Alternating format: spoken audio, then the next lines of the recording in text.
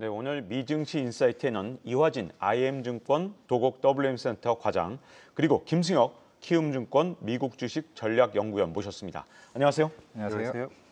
자, 이번 주에는요.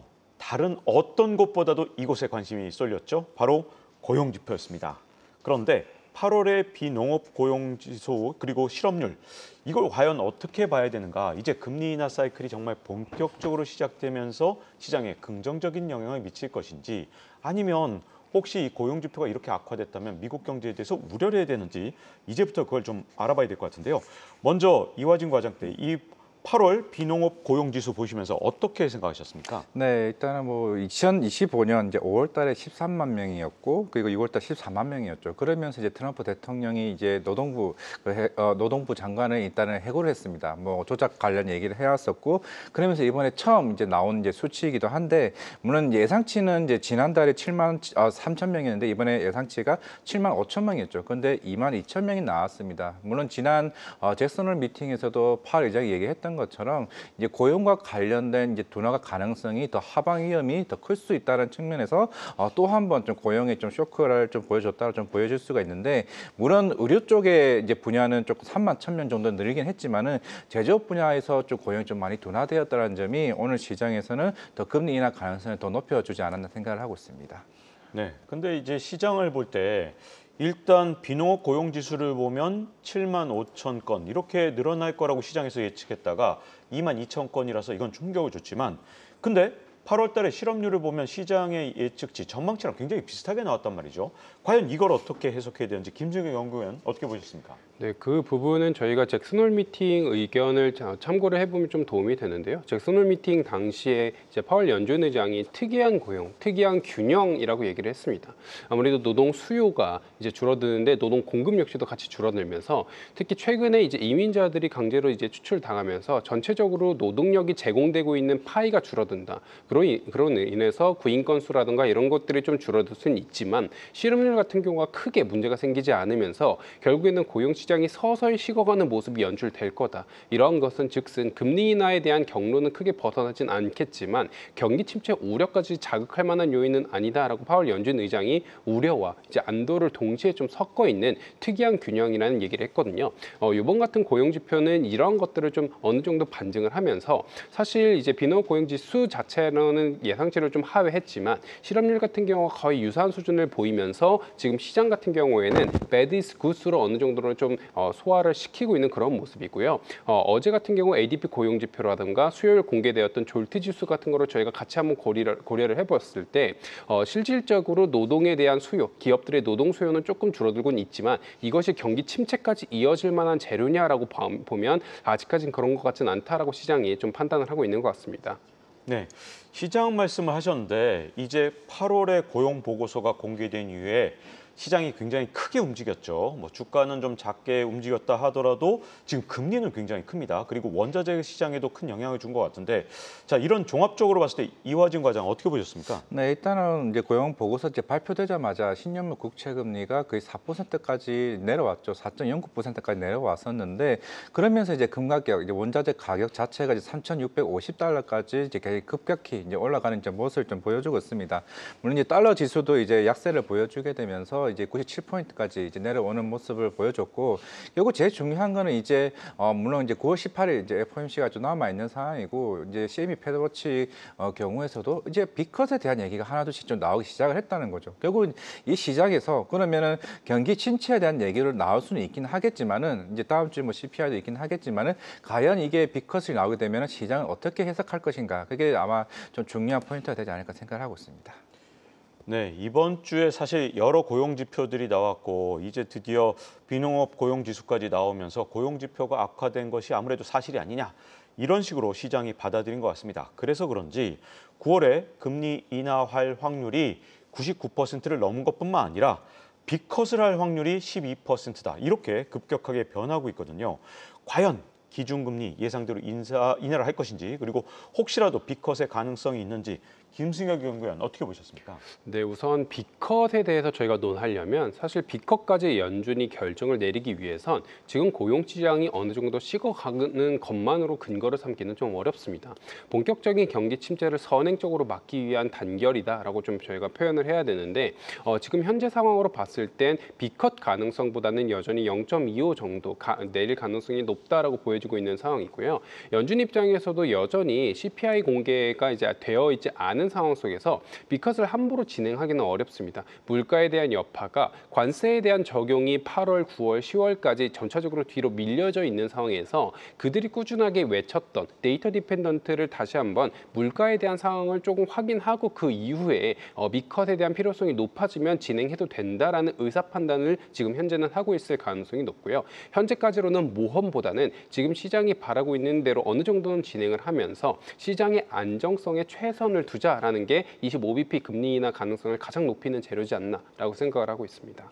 네, 일단 김승혁 연구위원은 25bp 인하를 일단 점치고 계신데 궁금한 건 뭐 이번에 25bp를 인하하는 거 그것도 중요하지만 앞으로 고용 지표가 이렇게 악화되면 올해 안에 금리를 인하하는 횟수 같은 것들이 변할 수 있는지 이것들도 궁금합니다. 자, 이화진 과장께서는 어떻게 보십니까? 그렇죠. 고드만삭스도 예전 이제 올해 같은 경우는 이제 금리 인하 한 3번 정도를 좀 보이고 있는데 일단 고용에 대한 부분은 어느 정도 둔화 모습을 계속 보여주고 있고 일단 지난달에 이제 PPI 지표가 예상치보다 굉장히 크게 나왔습니다. 물론 이제 그때는 이제 관세가 이제 본격적으로 부과가 되기 시작을 했고 이제 기업과 같은 이제 생산자 입장에서 결국에는 아직까지는 소비자들에게 가격을 전가하지 않았다는 말이죠. 그럼 다음 주에 발표된 이제 CPI 결국에는 FOMC 이제 이전에 이제 마지막 이제 그 물가 지표가 좀 나오는 부분이 있는데 만약에 이제 물가에 대한 부분들이 이제 결국에는 소비자 전가가 하나둘씩 이제 어느 정도 이루어지게 된다라고 하게 되면 그러면 시장은 고용과 이제 물가에 대한 여기서에 대한 방향성이 좀 굉장히 좀 중요하다는 좀 생각을 하고 있습니다. 그러면 시장은 경기 침체로 가는 것이냐? 그러면 여기서 물가가 굉장히 급등하게 될 것이냐? 그러면 결국 이게 하나의 스태그플레이션에 대한 우려도 나올 수 있는 부분인데 물론 거기까지는 가지는 않겠지만은 만약에 다음 주에 물가마저도 어느 정도 충분히 어느 정도 시장에서 안정적으로 잡는다라고 하게 되면은 올해 금리 인하 가능성은 좀 3번까지는 충분히 좀 나올 수 있지 않을까라고 생각하고 있습니다. 네. 자, 그러면 어쨌든 미국의 금리 인하기가 본격적으로 시작될 가능성이 굉장히 크다는 얘기인데 어쨌든 그렇게 되면 어떤 섹터, 어떤 종목에 투자하는지 관심이 많으실 것 같습니다. 자, 김승혁 연구위원 어떤 부분에 주목해야 될까요? 네, 저희가 결국에는 어떤 섹터로 갈 거냐에 대한 전제 조건은 그럼 침체로 갈 거냐, 저희가 이제 침체는 아니지만 골디락스 전 단계의 소프트 랜딩으로 갈 거냐 이거에 대한 의사 판단을 해야 됩니다. 저희 최근에 개인 소득 지표를 저희가 한번 봐보시면 꾸준하게 개인 소득은 늘어가고 있는데 그 세부 항목 중에 샐러리에 대한 항목이 더 올라가고 있습니다. 오히려 임금 항목이 올라가면서 소비가 그렇게까지 침체될 만한 여지는 높지 않다라고 한다면 결국에는 소프트 랜딩 가능성을 전체적으로 높이고 있는 상황이다라고 보여지고 있는데 소프트 랜딩과 금리 인하가 동시에 진행된다라고 한다면 최근의 순환매 장세가 계속 돌아듯이 위험 자산에 대한 선호가 높아질 가능성이 높다라고 보고 있는 상황이고요. 여기서 위험 자산이라고 한다면 베타가 큰 종목들과 산업인데 특히 최근 주목받지 못했던 산업들의 상승폭이 더 높아질 수 있습니다. 예를 들어 헬스케어 섹터라든가 부동산 섹터라든가 금리 인하에 대한 어떤 메리트가 있지만 상대적으로 눌려 있었던 종목들과 눌려 있었던 산업들이 더 큰 버퍼를 보일 가능성이 높고요. 그러면 주도주로 가야 되느냐 아니면 중소형주 중심의 러셀 2000으로 가야 하느냐 이렇게 여쭤보실 수도 있는데 아직까지는 주도주 중심의 장세가 좀 더 우위를 보인다라고 판단하고 있습니다. 순환배 장세가 한 번씩 들어오면서 유동성 공급이 한 번씩 쭉쭉 밀어주고 있는 러셀 2000이 한두 달 정도는 좋을 수 있겠지만 장기적으로 봤을 땐 결국에는 AI를 수익화하는데 누가 더 유리하느냐에 대한 판단을 해야 되는데 캐펙스 투자라든가 프리캐시 플로우가 여전히 많은 주도주가 이 부분에 있어서는 아직까지 유리한 포지션을 가지고 있고 금리 인하가 2회에서 3회 정도로만 단행되지 과거에 비해서 타겟 금리 수준이 올라갔고 중립 금리 수준이 올라갔다라는 점을 감안했을 때 금리 인하에 대한 절대적 버퍼가 과거에 비해 높지 않다라고 한다면 러셀 2000 같은 중소형주가 받을 수 있는 수혜는 제한된다. 그로 인해서 주도주지만 그동안에 주목받지 못했던 섹터 그런 것들이 조금 더 금리 인하 단에서는 단기적으로 봤을 때 수혜를 받을 가능성이 높아 보인다라고 말씀을 드릴 수가 있겠습니다. 네. 이렇게 이 고용지수에서 지금 현재 비농업 고용지수가 시장의 예상치를 크게 하회한 걸로 나타나니까 아니나 다를까 트럼프 대통령이 또 한마디를 했죠. 이번에 파월에 대해서 또 강하게 비판을 했는데 아마도 이 파월 입장에서도 이 분명히 신경 쓰는 부분도 있을 것 같습니다. 어쨌든 지금 중요한 건 이 미국의 금리 인하기 아무래도 조만간 시작될 가능성이 굉장히 큰 상황에서 이화진 과장께서는 또 어떤 종목들을 보시는지 궁금한데요.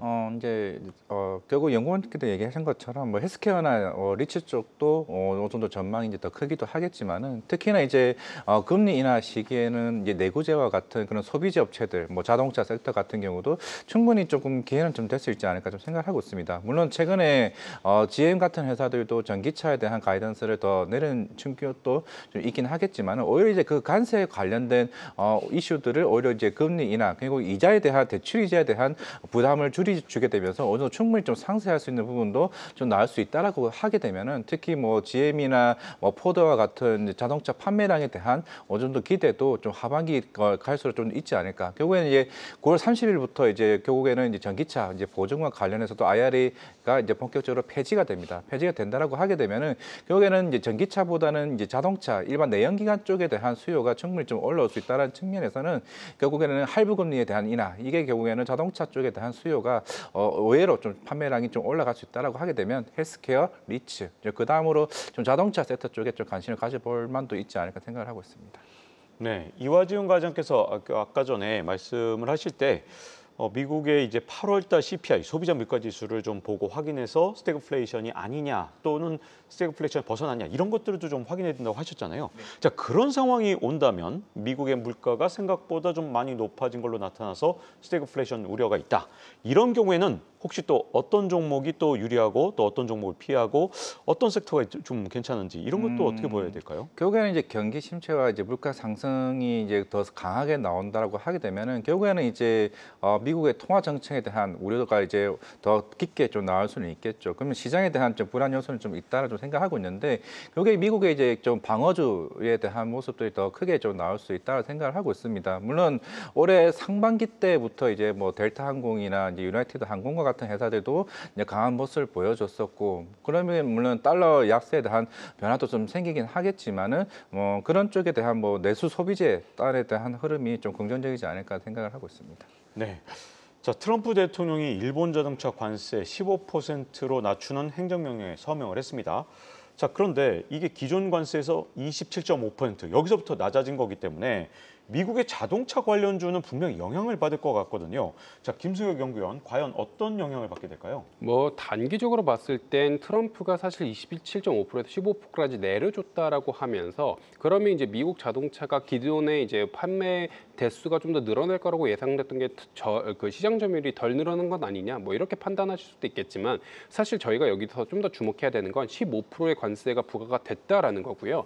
결국엔 자동차라고 저희가 부르는 거는 제조업의 왕입니다. 생각보다 많은 부품들이 계속해서 들어가고 있고요. 많은 일자리들이 창출이 되고 있습니다. 트럼프 행정부가 가장 공고하게 외치고 있는 것 중에 하나가 저소득층에 대한 일자리 복귀를 상당히 강력하게 외치고 있는 상황 속에서 지금 15%에 대한 관세는 꾸준하게 부과될 가능성이 높고요. 그렇게 된다면 물론 27.5%까지는 아니었지만 계속해서 미국 안에서의 일본 자동차 점유율이 유지가 되는 게 쉽지가 않습니다. 왜냐하면 일본 같은 경우에는 이 관세를 소비자에게 전가하기보다는 기업들이 이걸 떠안고 가는 모습을 꾸준하게 보여주고 있습니다. 그럼 비용단에 있어서 압박이 되고 있고 미국 시장에서의 판매가 그렇게까지 돈이 되지 않는다라고 했을 때 상대적으로 미국 안에서의 자동차 제조업이 그나마 경쟁력을 장기적으로 갔을 땐 보유할 가능성이 있고요. 왜냐하면 이제 R&D 투자라든가 아니면 비용단에 있어서 절감할 수 있는 것들이 일본 이제 제조업체보다는 미국 제조업체가 조금 더 관련된 여력을 가지고 있을 수 있기 때문에 또한 정책단에 있어서의 수혜를 받을 수 있기 때문에 이러한 관점에서 봤을 때 중장기적으로 보면 미국 안에서의 레거시 자동차 업체는 점진적으로 좋을 가능성이 있고요. 전기차 같은 경우에 세액공제 폐지 얘기가 조금씩 나오고 있긴 하지만 사실 세액공제에 대한 폐지는 물론 좀 중소형주의 그 전기차 투자를 했던 기업들 입장에서는 대해서는 피해가 갈 수는 있겠지만 테슬라 같이 이미 충분하게 이제 자본을 보유하고 있는 기업 입장에서는 그렇게까지 문제가 안 됩니다. 정부 정책 방향이 부품이 얼마 많지 않고 지금 이제 화석연료에 대한 에너지 효율을 중요하고 있는 방향성에서 전기차에 대한 소액 종류가 좀 줄어들었을 뿐이지 전체적인 시장 점유율의 차이가 크게 발생할 것 같지는 않다라고 판단하고 있습니다. 네, 이번에는 반도체 얘기를 좀 해볼까 하는데 트럼프 대통령이 수입 반도체에 대해서 고율의 관세를 부과하는 걸 또 얘기를 했거든요. 자, 미국으로 생산 기지를 이전하지 않으면 진짜 100%의 관세를 부과할 가능성이 있는지 이화진 과장 어떻게 보십니까? 결국에는 이제 100% 관세까지는 할 가능성은 굉장히 좀 낮겠죠. 물론 이제 최근에 이제 법원 관련된 옆에서 이슈도 있고 뭐 대법원 관련 이제 상고도 할 가능성은 있긴 하겠지만은 결국에는 지금 이제 반도체 관련해서 뭐 최근에 중국과 관련해서 미국산 장비를 중국에서도 생산하지 못하게 하는 뭐 라이센스까지 뭐 얘기는 하고 있는 상황이긴 하겠지만은 최근에 H20 이제 수출을 어느 정도 제한을 풀어줬죠. 근데 이제 중국에서도 이와 관련해서 이제 생산에 관련해서 좀 자제를 촉구를 했습니다. 그렇다라는 거는 결국 중국과 미국의 이런 관세 협상이 계속 좀 조금 지속될 가능성이 좀 있다. 뭐 갈등이 더 지속될 가능성이 있다라 좀 감안을 했을 때 결국에는 이제 미국도 지금 스타게이트와 관련해서 계속 꾸준하게 지금 이제 시장에서는 이제 필요한 상황에서 삼성전자와 SK하이닉스 같은 메모리 수요에 대한 부분은 어느 정도 부담이 좀 될 수밖에 없다라고 생각을 하고 있습니다. 물론 최근에 삼성전자도 테일러팝에 대해서도 이제 추가 정설 얘기가 좀 나오고 있고 SK하이닉스도 인디애나주에서도 이제 정설 얘기가 좀 나오고 있는 만큼 결국에는 이제 중국과 관련된 갈등들이 더 지속되는 측면에서는 어느 정도 그런 정치적인 이슈가 더 부각되지 않을까 생각을 하고 있습니다. 네, 지금 뭐 말씀하신 대로 사실 대법원에서 과연 트럼프 대통령의 상호 관세를 어떻게 할지 아직까지 정해진 게 아니죠. 과연 이게 위헌이 나오게 되면 이 상호 관세가 무효화될 수도 있고 그렇게 되면 품목 관세에 더 트럼프 대통령이 매달리면서 반도체라든가 뭐 자동차라든가 철강 이런 품목 관세에 더욱더 집중하게 되면 우리나라 입장에서 더 곤란해질 수도 있는 부분도 있거든요. 자, 이런 여러 가지 관세와 관련해서 김승혁 연구위원 어떻게 보시는지 궁금한데요. 네, 우선 대법원에서 어떤 판결을 내릴 것이냐에 대해서 대법원 구성원을 저희가 한번 봐보면 다행인 부분은 현재까지로는 공화당에 좀 더 친숙한 대법원 인사들이 더 많습니다. 원래는 이제 민주당 친속 인원들이 더 많았다가 저번 트럼프 1기 때 관련된 구성원들이 바뀌면서 현재로는 2명 정도가 아직까지는 애매한 포지션이 남아있다. 그래서 캐스팅 보트는 이 2명 정도가 남아있고 현재 나머지는 반반인데 이 2명 정도도 다행히도 이제 공화당 인사이기 때문에 어느 정도 대법원에서는 사실 행정부에서 크게 거스르지 않는 판결을 내릴 가능성이 있다라고 보여지고 있는 상황이고요. 만약에 이제 대법원에서 사실 이거는 위헌이다라고 판단을 하게 된다면 말씀하신 대로 우회해서 관세를 매겨야 됩니다. 두 가지 방법 정도가 남아 있는데 하나는 품목별 관세에 대해서 이제 강제하는 거고요. 나머지 하나 같은 경우에는 미국 401K 같은 경우에 이제 자체적으로 미국 수입에 대한 어떤 그 불안감 그리고 미국 경쟁력에 위험이 된다라고 판단되면 관세를 부과하겠다라는 법적 조항이 나와 있습니다. 그런 어떤 조항을 이용해서 사실 강제적으로 관세를 부과할 수 있는 우회적 방법이 남아 있고요. 극단적 사례인데 사실 아직 가능성이 높진 않지만 트럼프라면 혹시 염두에 둬야 될 만한 시나리오란다면 대법원의 행정명령을 무시해버리는 겁니다. 이미 관련된 사례는 몇 번 있어요. 올해 같은 경우에 이제 이민자들을 이제 본국으로 송환시키는 걸 금지시켜라라고 했는데 행정부가 이걸 무시했습니다. 왜냐하면 대법원 같은 경우가 판결을 내렸는데 이 판결을 예를 들어 대통령이 지키지 않았다라고 하면 지키지 않은 건 법정 모독죄로 이제 판결이 되면서 그거에 따른 어떤 진행이 되거든요. 근데 그거를 진행하는 주체가 행정부입니다. 이걸 진행하는 이제 너희들이 잘못을 했기 때문에 벌을 주는 주체가 행정부인데 이걸 어긴 주체가 행정부이기 때문에 생각보다 법원의 판결을 지키지 않는 행정부가 판결을 이제 이거를 불복할 가능성이 한 번씩은 있습니다. 과거에 링컨 같은 경우에도 한 번씩 그랬고요. 그러다 보니까 이런 극단적 사례까지도 우리가 같이 고민을 했을 때 지금 당장 대법원이 관세에 대한 어떤 위헌 판단을 내릴 가능성도 아직까지는 적고요. 공화당 인사가 더 많으니 그리고 내린다라고 하더라도 지금 우리가 우려하는 것만큼 관세를 다시 0%로 바꾼 다음에 실질적 관세 수입이 없어져서 재정 적자 다시 누적 우려가 생겨난다든가 이럴 만한 가능성은 현재로서는 낮지 않나라고 판단하고 있습니다. 네, 이번엔 금값 얘기를 좀 해볼까 하는데요. 금값이 연일 사상 최고치를 기록하고 있는 상황에서 미국의 금리 인하까지 더해지면 과연 이 금값이 어디까지 오를 것이냐 여기에 대해서 4,000달러 간다는 얘기까지 나오고 있거든요. 자, 그래서 앞으로 위험자산하고 안전자산 비중 전략 이화진 과장께서 어떻게 보시나요? 이제 금 가격이 이제 작년 2024년 초반 기준에 대비해서 거의 한 2배 이상 이제 쭉 올라왔습니다. 굉장히 좀 많이 올라왔었고 그러면서 사실 달러가 계속 꾸준하게 좀 약세의 흐름 속에서 계속 되어 왔고 그러면서 이제 올해 초반부터 이제 금리 인하에 관련 이제 사이클이 본격적으로 진입하게 되면서 금 가격이 가파르게 좀 올라오고는 있죠. 이제 결국에는 이제 뭐 4,000달러까지는 충분히 좀 진입을 좀 할 수 있다라고 좀 본다라고 하게 되면은 물론 이제 금리 인하를 이제 본격적으로 시작을 하게 되면 당연히 이제 위험 자산에 대한 비중도 충분히 좀 높아지게 될 것이고 그렇게 된다라고 하게 되면은 위험 자산 비중 자체는 한 30에서 35% 정도 그러면 적어도 금 가격에 대한 부분들은 물론 여기서 이제 신규로 좀 진입을 한다라기보다는 어느 정도 좀 비중 조절이 좀 필요할 수 있지 않을까라고 좀 생각을 하고 있기 때문에 충분히 4,000달러까지는 목표를 충분히 돌 필요는 있다라고 좀 말씀을 드리겠습니다. 네, 금값이 워낙 연일 치솟다 보니까 이제는 금값이 이제 하락하는 거 아니냐 이렇게 주장하시는 분들도 있고 아직 멀었다, 더 간다 이런 분들도 있다 보니까 굉장히 판단이 쉽지 않은 것 같습니다. 자, 김승혁 연구원은 어떻게 보십니까? 네, 뭐 우선 이제 금 가격에 대한 상승에 대한 원인을 저희가 다양하게 연준의 독립성 위험이라던가 최근에 안전자산 선호 심리 뭐 여러 가지 얘기가 나오고 있지만 생각보다 저는 수급적 이슈가 있을 수 있다라고 보고 있습니다. 뭐 당연히 앞서 이제 언급되고 있는 부분들도 같이 금리 인하라던가 안전자산 선호 심리라던가 연준의 독립성 위험 이런 것들이 금 가격 상승을 이끌고 있지만 최근에 금 가격이 다시 한번 급등한 타이밍을 한번 보면 베트남 정부가 금 시장을 민간에게 개방했다라는 소식이 저는 의미가 있다라고 보고 있습니다. 원래는 베트남 안에서 금을 거래하기 위해선 정부가 이걸 어느 정도 주도를 했고 그 과정 속에서 금 가격의 괴리가 글로벌 금 시장과 발생을 했었거든요. 근데 이걸 민간 시장에 개방을 하면서 베트남 같은 경우에는 전 세계 3위의 금 소비 시장입니다. 민간 입장에서도 금을 상당히 선호하는데 그 과정에서 이걸 민간 시장에 개방함으로써 베트남 시장 안에서 매칭되고 있는 금 가격이 이젠 글로벌 금 가격과 매칭될 수 있는 상황이 왔습니다.